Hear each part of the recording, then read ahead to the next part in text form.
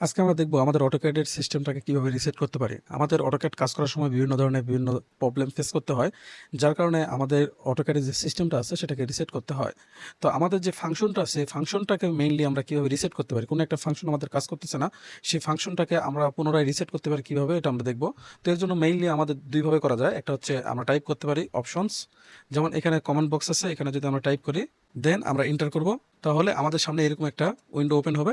সেখান থেকে যে প্রোফাইলটা আছে সেই প্রোফাইলে গিয়ে আমরা রিসেট করব।